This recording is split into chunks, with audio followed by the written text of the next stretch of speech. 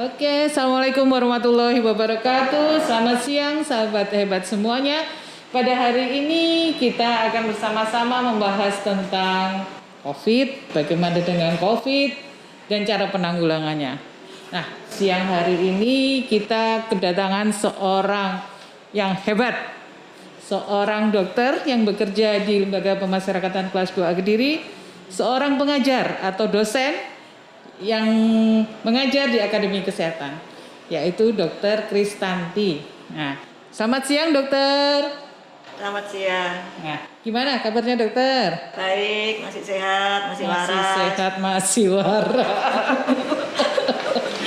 Dok, ini mau bincang-bincang masalah COVID ya dok.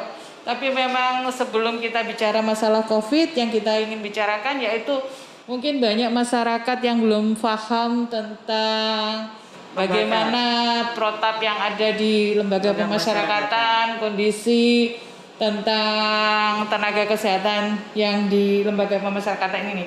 Bisa dijelaskan dulu dok, kondisinya bagaimana, SDM-nya, sarana prasarana yang ada di lembaga pemasyarakatan. Ya, baik.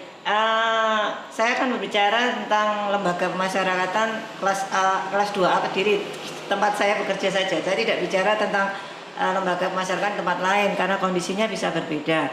Tapi memang pada umumnya tenaga kesehatan di lembaga pemasyarakatan memang terbatas. Artinya tidak semua lembaga pemasyarakatan memiliki tenaga kesehatan. Jadi untuk lembaga LP Kediri ini kita cukup beruntung karena kita punya punya tenaga kesehatan yang lengkap. Ada 1 dokter umum, 1 dokter gigi dan 2 perawat. Bidan belum ada ya dok ya? Belum ada. Itu memang kekurangan kita. Jadi kalau misalkan ada kasus-kasus kebidanan ya kita harus merujuk. Pelayanannya untuk kesehatan di Lapas Kediri itu bagaimana dokter? Ya, jadi kita punya poliklinik mungkin mungkin setingkat untuk pelayanan setingkat FKTP 1 ya, jadi setingkat puskesmas. Jadi sebagai poliklinik rawat jalan, bukan rawat inap. Kemudian pasiennya menanganinya untuk WBP aja, warga binaan pemasyarakatan saja, baik tahanan maupun napi. Untuk jenis kelaminnya memang kita di sini selain BBP pria ada juga BBP wanita meskipun bukan LP wanita.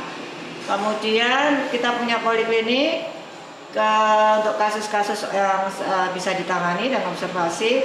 Apabila kasus itu memang sudah tidak bisa ditangani di sini, maka kita mempunyai jejaring dengan rumah sakit terdekat di Kota Kediri. Oke, berarti hanya bisa melayani warga binaan saja ya dok? Kalau dari luar ingin berobat kira-kira bisa nggak ya? Tidak bisa. Tidak bisa, oke dokter. Terus dokter untuk program-program yang telah dilaksanakan. Oke, yang saya ingin tahu adalah program-program umum sebelum COVID. Oh, sebelum COVID. Jadi karena ini LP ini sudah lama dan tenaga kesehatannya juga sudah dimiliki sudah cukup lama, maka program-programnya memang sebenarnya cukup banyak. Jadi kita punya pelayanan kesehatan, kemudian kita punya dengan jejaring yaitu penanganan untuk TB, HIV, kemudian penyuluhan, kemudian rujukan, kemudian kalau untuk kasus-kasus yang lain kami kerjasama dengan rumah sakit terdekat. Jadi jejaring dengan dinas kesehatan dan LSM sudah baik ya dokter. Jadi nggak mungkin kita berdiri sendiri di sini. Oke. Terus kalau untuk kondisi dari warga binaan saat ini bagaimana dokter? Seperti maksudnya kalau huniannya, tingkat huniannya, tingkat huniannya kan memang hampir semua lapas itu kan over capacity, jadi tempat kita juga. Tetapi semenjak adanya program asimilasi dari pemerintah memang jumlahnya lumayan menurun, jadi tidak terlalu padat meskipun tetap melebihi kapasitasnya. Terus ini dokter berkaitan dengan masa pandemi, mungkin dokter bisa menjelaskan sebenarnya COVID itu apa sih dok? Terus penularannya bagaimana? terus cara pencegahannya bagaimana, satu-satu dulu dok ya. Oke, monggo dokter. Yang mana dulu ini? COVID itu apa sih dok? Oh, COVID itu apa? Jadi ya mungkin yang sebenarnya ini kan sudah sering dibahas di luar. Jadi selama ini informasi dari pemerintah maupun dari pihak kesehatan ya, terutama mungkin kalau di daerah itu dinas kesehatan itu sebenarnya cukup terbuka, cukup transparan. Jadi kita juga bisa baca di mana-mana, lihat berita di mana-mana. Jadi pada prinsipnya tuh COVID sebenarnya kamu mungkin bingung ya penyebabnya apa sih. Penyebab sebenarnya itu kita kalau ngomong COVID itu karena virus, karena kan singkatannya kan coronavirus disease ya. Jadi dari COVID itu yang ditemukan di akhir tahun 2019, jadi makanya COVID-19 gitu. Jadi sepertinya kalau kita mau ngomong gimana sih cara kedepannya, ya mau bagaimana cara pencegahannya, bagaimana cara pengobatannya, ya kita mesti tahu bahwa virus itu sebenarnya self-limited disease. Jadi penyakit yang bisa sembuh sendiri tergantung daya tahan tubuh kita, memang sebagian besar. Nah, dan memang kalau namanya bisa sembuh sendiri, dia memang tidak ada obatnya. Kalau untuk COVID ini memang dia virus dari keluarga, jadi kalau itu kan pada pembagiannya itu keluarga corona. Jadi berarti virus ini sebenarnya bisa sembuh sendiri ya dokter? Maksud saya, adakah penanganan khusus supaya apabila ada orang terkena COVID ini? Loh, memang ada penanganan khusus, ada protapnya, tetapi pada prinsipnya kan sampai sekarang memang tidak ada obatnya, belum ada vaksin. Belum ada vaksinnya, Jadi lebih maksudnya begini, kalau misalkan ada dua orang sakit kemudian perlakuannya sama, itu tetap ada kemungkinan bahwa yang satu akan sembuh dan yang satu mungkin menjadi lebih buruk. Jadi lebih ke arah daya tahan tubuh, sehingga akhirnya makanya itu salah satu penanganannya adalah selain pencegahan, yaitu kita meningkatkan imunitas tubuh kita itu. Oke.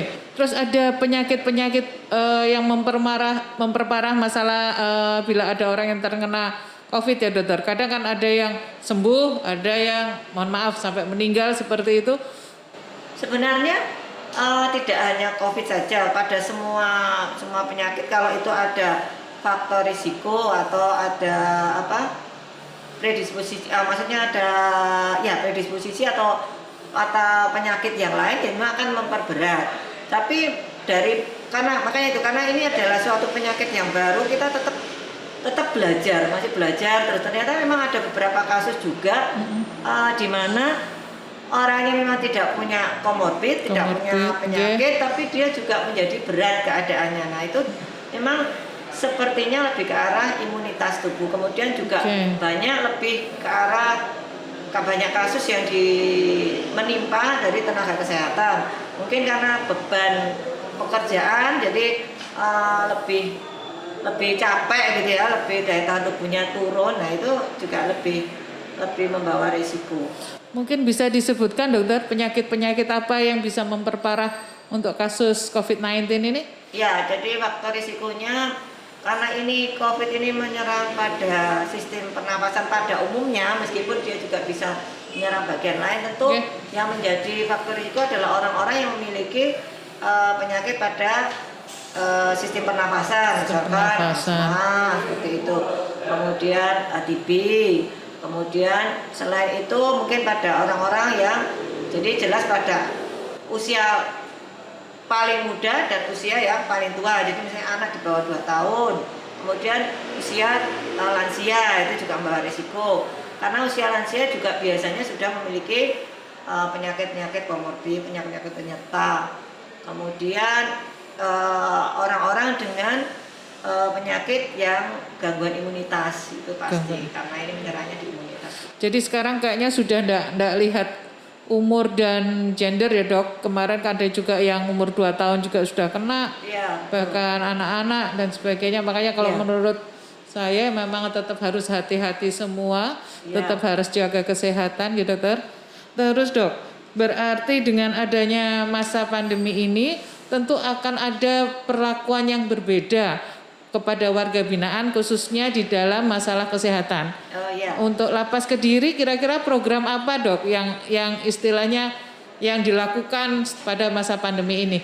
Ya, kalau di lembaga masyarakatan itu sebenarnya kan dari Maret itu sudah sejak mulai ada kasus, kemudian April terutama itu menurut saya sih penanganannya sudah termasuk cepat karena sudah dibentuk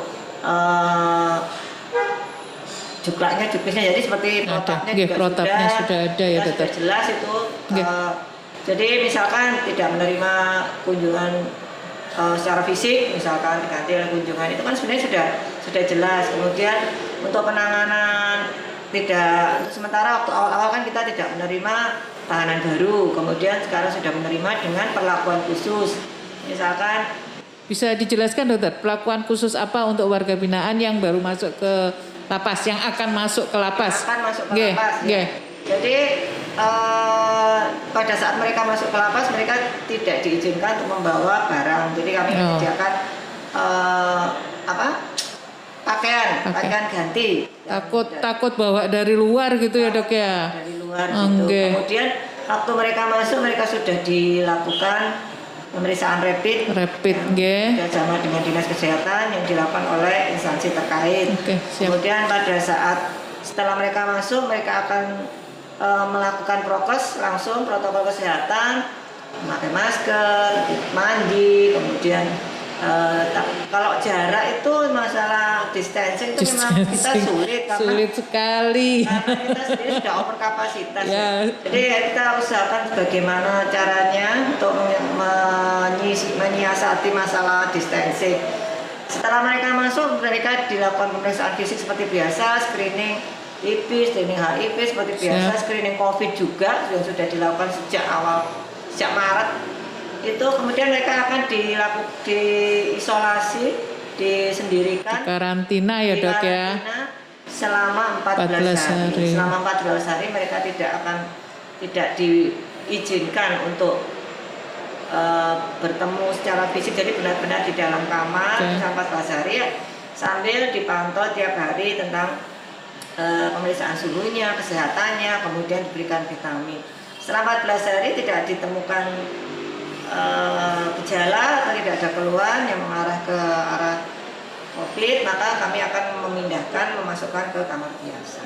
Jadi sebenarnya 14 hari ini mereka intinya dipantau, dipantau suhu, kesehatannya, terus diberi vitamin ya dok ya. Jadi nanti apabila ada kelainan, misalnya demam atau apa, cepat segera ditangani dan harapannya enggak nulari yang teman-temannya yang ada di dalam dengan jumlah yang lumayan kalau kena itu.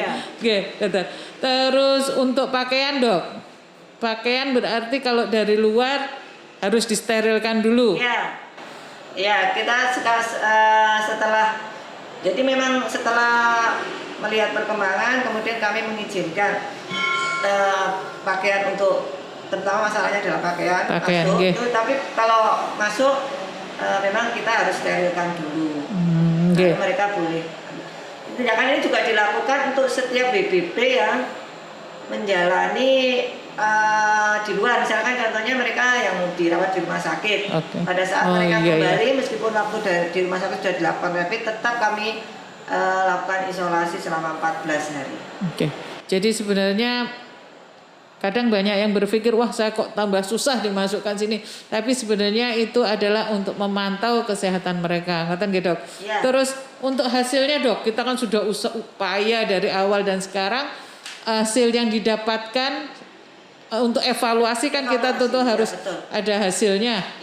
Kita harus berpikir bahwa warga binaan adalah warga yang sudah terisolasi. Jadi mestinya mereka tidak ada kontak dengan luar. Jadi intinya kemungkinan mereka untuk terpapar COVID itu kemungkinannya kecil. Tetapi untuk kontak dengan petugas yang sebenarnya itu adalah orang yang mempunyai kemungkinan besar terpapar karena mereka keluar, itu memang sebenarnya ini memang bukan yang terbaik, tetapi yang penting kita, menurut saya sih, karena kita situasi seperti ini, kita sudah berusaha melakukan yang terbaik. Kami rutin melakukan rapid pada petugas, bisa kami lakukan tiap 2 bulan sekali dan sudah dilakukan selama 2 kali. Kemudian juga melakukan secara random terhadap HPV yang mempunyai kontak besar Resiko. dengan petugas. Itu sudah kami lakukan. Terus hasilnya gimana dok? Hasil rapidnya berarti dari petugas sudah dilakukan pemeriksaan rapid gitu dokter? Ya, 2 kali. Ya. Terus hasilnya dokter? Hasilnya sampai saat ini non reaktif. Alhamdulillah. Terus untuk warga binaan dok yang dilakukan pemeriksaan secara random itu? Kita juga hasilnya adalah non reaktif. Non reaktif. Jadi harapannya semoga seperti itu. Jangan sampai ada yang tertular gitu dokter. Ya. Susah kalau tertular itu nanti. Penularannya itu kan kita tahu sampai saat ini yang dipegang adalah secara droplet, jadi secara percikan air ludah. Meskipun tidak menutup kemungkinan bisa airborne, jadi bisa percikannya lebih kecil lagi diameternya. Ya, jadi tentu pencegahannya adalah jangan sampai kita terkena percikan. Karena itu yang dilakukan itu adalah ada 3M ya yang sudah terkenal dan sebenarnya tidak sulit dilakukan, cuman mungkin harus ada kesadaran dari kita sendiri untuk melakukannya. 3M itu kan memakai masker, mencuci tangan, menjaga jarak. Untuk di lapas memang sulit untuk menjaga jarak, jadi memang kita lebih mengedukasi untuk pemakaian masker dan itu kita sudah lakukan, sering membagi masker. Sudah 2 kali dilakukan pembagian sejak pertama pandemi. Kemudian jadi yang berikutnya adalah terutama ini untuk petugas untuk menjaga jangan sampai terjadi klaster ASN atau klaster petugas itu adanya. Kita harus memperhatikan ruang kerja kita, ventilasi, kemudian durasi pada saat kegiatan kita memang padat, jadi memang tidak bisa dihindari untuk melakukan kegiatan. Tapi kalau itu memang sebenarnya sudah dilakukan oleh instansi kita, bila kegiatan itu durasinya lebih dari 15 menit, memang disarankan untuk melakukan secara online ya, jadi tidak bertatap muka secara langsung. Jadi dibatasi satu ruangan itu jumlahnya tertentu. Nah seperti sekarang ini sebenarnya ventilasinya harusnya tidak boleh. Tapi saya pakai masker dokter, saya pakai masker, tidak boleh dilepas. Ya biar tidak muncrat-muncrat juga. Iya, betul. Ya, jadi pesannya dokter apa ini buat pegawai dan warga binaan atau juga mungkin secara umum untuk masalah pencegahan? Jadi mari kita melihat bahwa prokes itu bukan sesuatu yang memberatkan kita, tapi untuk kepentingan kita sendiri. Melindungi karena kita punya keluarga di rumah. Karena kalau orang di rumah dia pasti tidak memakai masker karena dia dengan keluarga kan gitu. Tetapi itu yang pertama adalah menjaga diri kita sendiri. Yang berikutnya kita menjaga orang lain karena kita tahu bahwa HPV kita itu jumlahnya cukup besar gitu. Karena begitu nanti semoga tidak terjadi. Jadi kita akan lebih menyulitkan kita karena kalau nanti itu misalkan terjadi kasus itu, maka penanganannya akan jumlahnya justru lebih besar karena kontak anak itu kan di dalam padat dan mereka tuh berjalan kemana-mana dengan temannya gitu. Jadi jangan kendor ya dok ya. Jangan sampai kendor. Entah sampai kapan. Entah sampai kapan kita jalani. Kita mau tidak mau tetap harus menjalani ini, tidak bisa dihindari. Pinter-pinternya kita. Oke, sobat hebat, demikianlah pembicaraan kita dengan Dr. Kristanti pada siang hari ini. Dan jangan lupa tetap pakai masker, tetap semangat, tetap jaga jarak, tetap cuci tangan. Kita harus jaga diri kita sendiri karena ada keluarga tercinta kita menunggu kita di rumah. Jangan sampai kita pulang dari kantor membawa penyakit, kita tularkan kepada keluarga kita tercinta. Terima kasih. Assalamualaikum warahmatullahi wabarakatuh.